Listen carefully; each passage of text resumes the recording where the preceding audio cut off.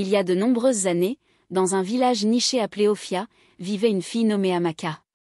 Aka a perdu sa mère alors qu'elle était encore bébé, à cause de complications liées à l'accouchement. Le père d'Amaka, Moussa, s'est remarié quand Amaka avait 4 ans avec Mariam. Mariam était une femme charmante. Amaka était très heureuse d'avoir une petite sœur et voulait être tout ce qu'une grande sœur pourrait être. Mais Mariam l'empêchait de s'approcher de sa fille et lui rappelait constamment qu'elle n'avait pas de mère.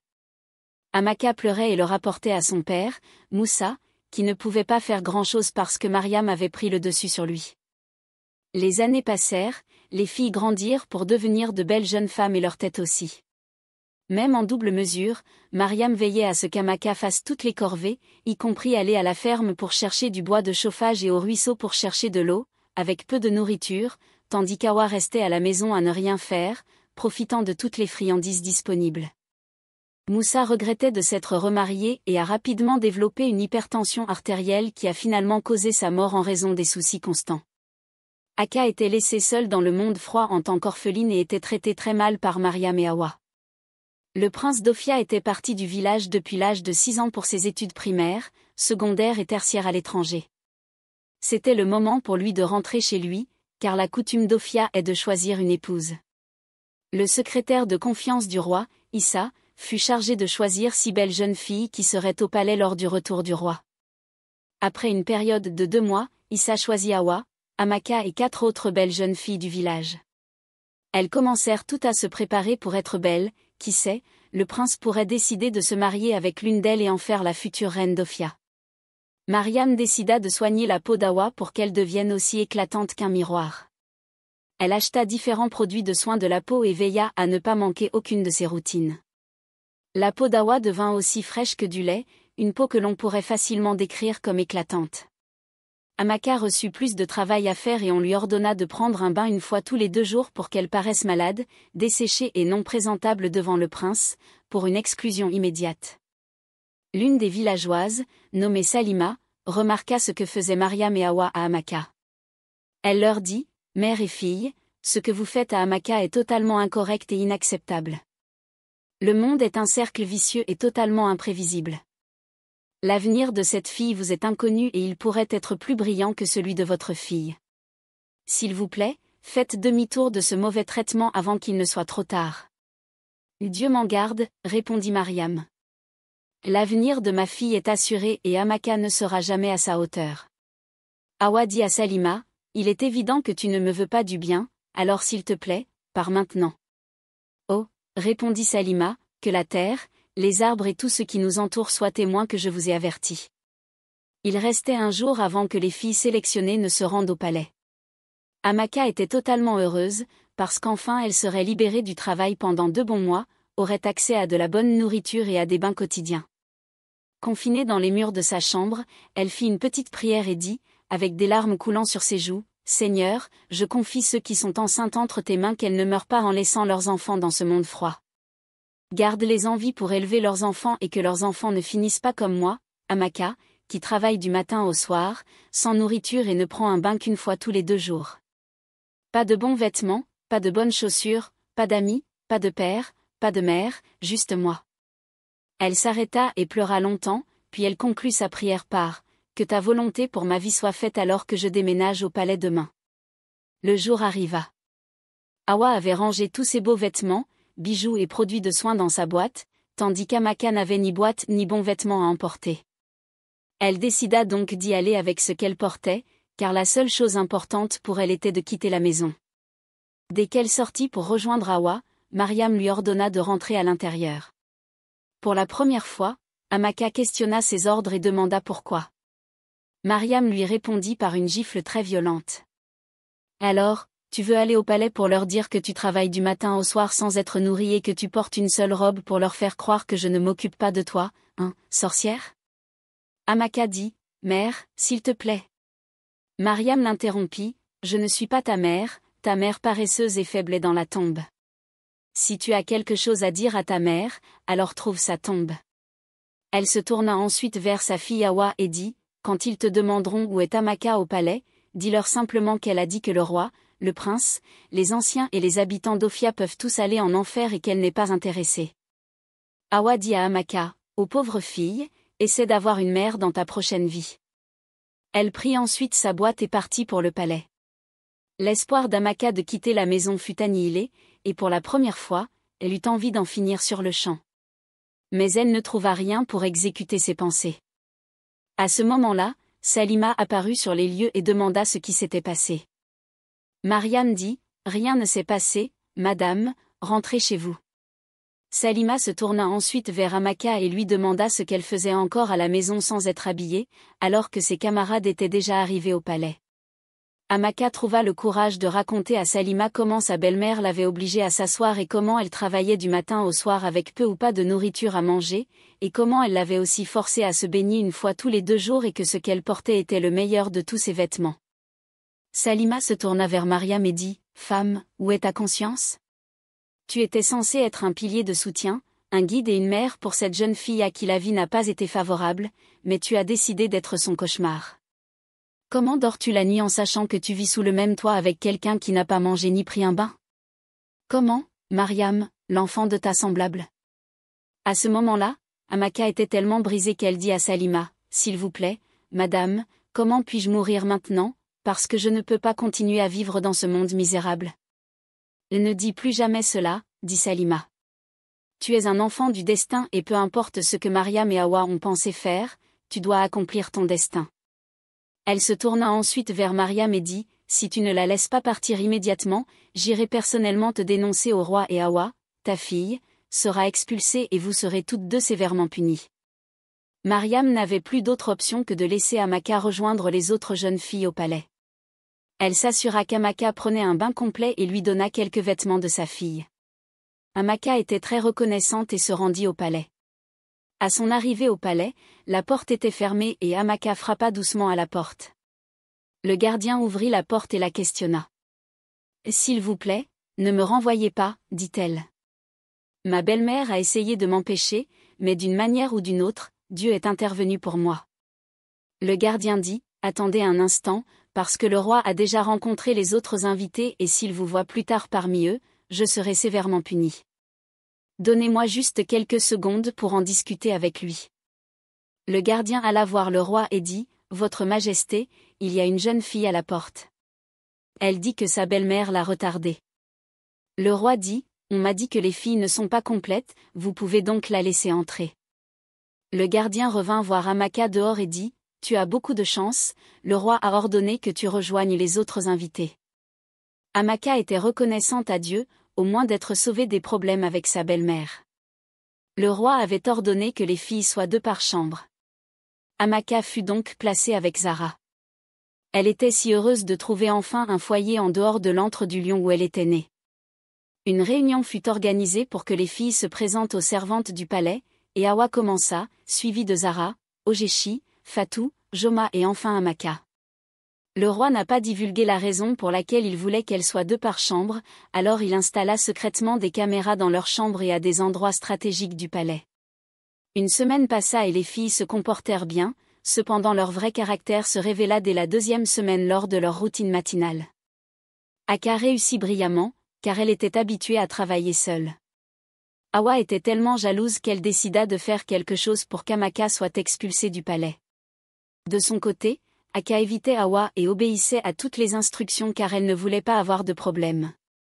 Elle ne restait presque jamais sans rien faire, car elle n'avait pas été élevée ainsi, alors elle se retrouvait parfois à la cuisine pour aider les servantes à cuisiner et à faire la vaisselle. Elle se sentait tellement détendue parmi les servantes et espérait même être employée comme l'une d'elles dès que les 2 mois seraient écoulés. Ogeshi était très turbulente au palais et revendiquait une position qu'elle n'avait pas atteinte, tandis qu'Ijoma couchait avec l'un des gardes du palais et finit par tomber enceinte, ce qui entraîna son expulsion du palais. La mère d'Hawa, Mariam, prépara un charme qu'elle introduisit en cachette dans le palais le jour du retour du prince, avec une note écrite expliquant comment Hawa devait l'appliquer. Hawa le frotta sur sa langue, le lendemain matin entra et salua le prince dans sa chambre. Immédiatement, elle dit « Bonjour mon prince ». Le prince fut envoûté et perdit tout sens de la décence. Le même charme fit que toutes les jeunes filles commencèrent à se comporter bizarrement, sauf Amaka, qui n'était en compétition avec personne. Awa était tellement heureuse que le charme ait fonctionné et commença automatiquement à se comporter comme la reine d'Ophia, donnant des ordres à tout le monde avec le soutien total du prince. Amaka et le chef des gardes du palais devinrent si proches qu'elle lui raconta l'histoire de sa vie. Elle voyait comment les autres jeunes filles se comportaient et comment tout était devenu une compétition sauvage. Elle discuta avec le chef des gardes du palais de son désir de rencontrer le roi pour lui dire qu'elle souhaitait se retirer volontairement et aussi demander à être employée comme servante au palais. Le chef des gardes dit, « S'il te plaît, ne pars pas. Tu es une si bonne fille, une belle jeune fille bien élevée. Si j'étais riche, je paierais immédiatement ta dot pour t'avoir rien que pour moi. » Amaka rit et dit, « Tu n'as pas besoin d'être riche pour que j'accepte ta proposition. Si tu me demandes de t'épouser, j'accepterai. Nous travaillerons tous les deux ici au palais, économiserons de l'argent, puis nous démissionnerons pour construire notre avenir ensemble. » « Es-tu sérieuse ?» demanda le chef des gardes du palais. « Oui, je le suis », répondit Amaka. « Et dis-tu cela parce que tu cherches un moyen d'échapper à ta belle-mère ?» demanda le chef des gardes. « Non, ce serait passer du feu à la braise, car le mariage est sacré et une décision à vie qui doit être dédiée et humble, et toutes ces qualités que tu possèdes créeront une atmosphère familiale propice pour n'importe quelle femme. » Juste au moment où ils discutaient, les autres jeunes filles commencèrent leurs disputes habituelles et le chef des gardes dut se rendre sur les lieux pour les calmer. Plus tard dans la journée, Amaka alla voir le roi et dit, « Longue vie au roi. S'il vous plaît, votre majesté, permettez-moi de me retirer volontairement de cette compétition. » « Mais pourquoi ?» demanda le roi. Amaka dit, « Je ne suis pas à la hauteur du prince d'Ophia. Je ne suis qu'une pauvre orpheline qui a été exposée à une vie dure et n'a rien en commun avec le prince. S'il vous plaît, employez-moi comme l'une des servantes du palais, car c'est là que je me sens à ma place, pour gagner ma vie et construire quelque chose à partir de mon destin. » Le chef des gardes du palais entra et fut surpris de voir Amaka avec le roi. Puis le roi mentionna tout ce qu'Amaka avait dit.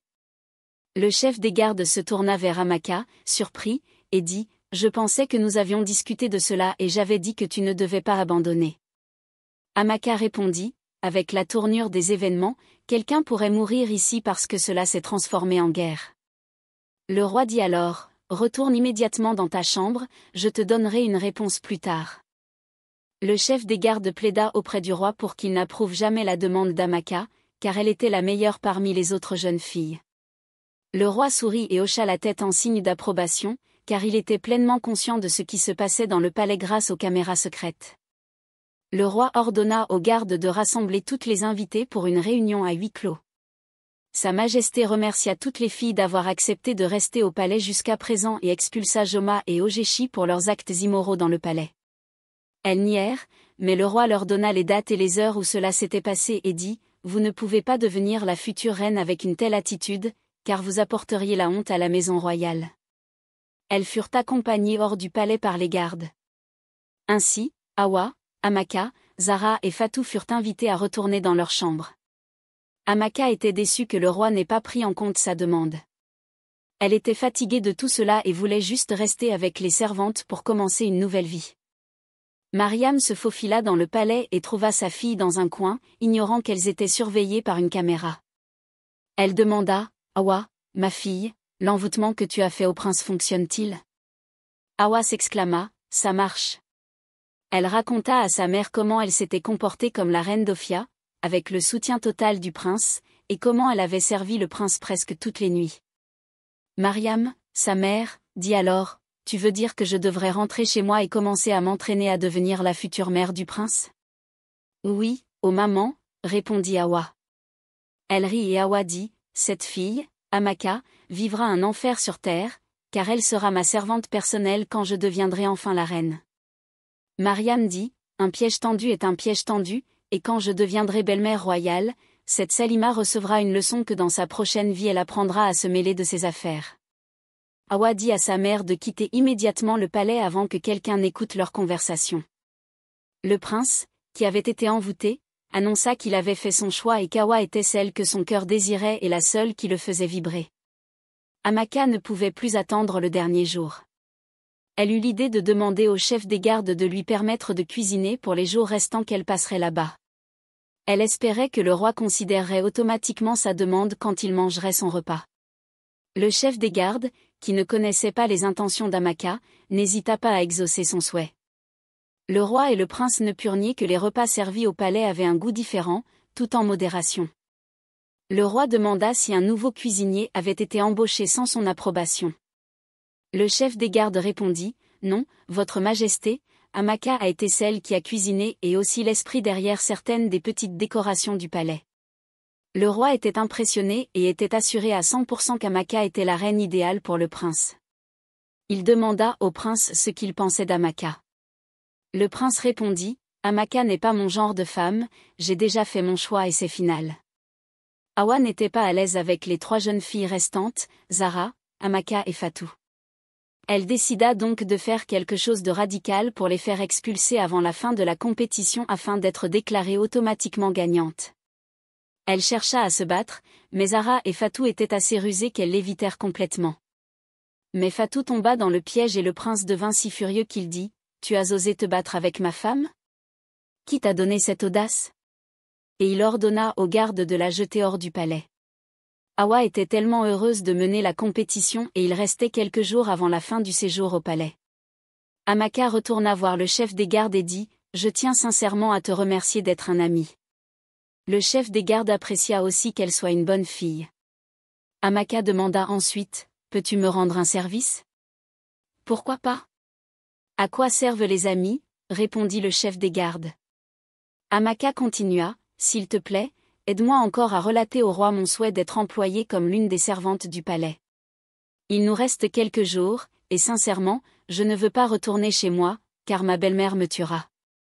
Cette fois-ci, je préfère rester ici, même si Hawa est couronnée future reine d'Ophia, parce qu'il y aura une limite à ce que je pourrais subir. S'il te plaît, fais cela pour moi. Je t'en prie. Le chef des gardes dit, « Essuie tes larmes, mon ami. Je ferai tout mon possible pour t'assurer ce travail. Je ne veux pas non plus te manquer et je ne serais pas tranquille si tu retournais, sachant que ta maison paternelle n'est pas un endroit sûr pour toi, et ce que tu as enduré entre les mains de cette femme méchante. » Jusqu'alors, Amaka répondit, « Merci beaucoup, je promets de ne pas te décevoir. » Le jour arriva, et tous les villageois étaient rassemblés au palais pour assister à la cérémonie de sélection de la future reine d'Ophia. Zara et Hawa étaient magnifiques dans leurs somptueuses robes de princesse, mais Amaka portait une simple jupe et un haut que Salima lui avait donné, attendant juste de commencer. Après la cérémonie, c'était ce qui importait le plus pour elle. Le roi s'adressa à son peuple et dit, « Nous savons tous que 6 filles ont été sélectionnées par Issa, le secrétaire du palais. 3 ont été expulsées et ces 3 sont arrivées en finale, bien que le prince ait fait son choix, mais comme la coutume du village d'Ophia l'exige, le prince doit le déclarer en présence de tous les villageois. » Tous les villageois répondirent, « C'est vrai, votre majesté. » Le roi continua, « Comme nous le savons tous, le prince d'Ophia a été envoyé à l'étranger alors qu'il n'avait que 6 ans, après la mort de ma femme. Et je sais que, depuis son retour au palais, la plupart d'entre vous ne l'ont pas vu et je sais aussi que la plupart d'entre vous ne peuvent même pas le reconnaître s'ils le croisent en chemin. Alors, mon peuple, permettez-moi de vous présenter le prince d'Ophia. » Les villageois commencèrent à applaudir, et il dit, « Voici Ekeni, le prince de cette terre. » Tout le monde fut choqué de voir le chef des gardes du palais. Hawa s'évanouit et sa mère resta sans voix. Ekeni, le soi-disant chef des gardes du palais, salua son peuple et leur raconta combien son père, le roi, avait élaboré un plan et combien il en était reconnaissant, car le plan lui avait offert le meilleur cadeau que tout homme puisse demander. Le prince Ekeni dit alors, « Mon peuple, la future reine de cette terre n'est autre qu'Amaka. » Amaka ne pouvait pas croire ce qui se passait, alors elle resta là, sans bouger. Elle était juste sans voix et soudain, des larmes coulèrent de ses yeux. Le prince Ekeni alla à sa rencontre, essuya ses larmes et ordonna aux gardes d'apporter la robe royale qu'il avait fait confectionner pour elle. Cela restait un rêve pour Aka, car elle ne croyait pas que le Seigneur serait si prompt à intervenir pour elle. Elle porta la robe et était ravissante. Mariam et Hawa, honteuses et incapables d'assister à la scène d'Amaka couronnée future reine d'Ophia, durent quitter le palais en courant. Des mois passèrent et Hawa découvrit qu'elle était enceinte du soi-disant prince qu'elle avait rencontré au palais, pour découvrir ensuite que le roi l'avait embauché quelque part et l'avait payé. Elle porta la grossesse à terme et devint mère célibataire. Si vous avez aimé cette histoire, abonnez-vous et laissez un petit commentaire chaleureux pour m'encourager. Dites-moi également dans les commentaires depuis quel pays vous avez suivi cette vidéo.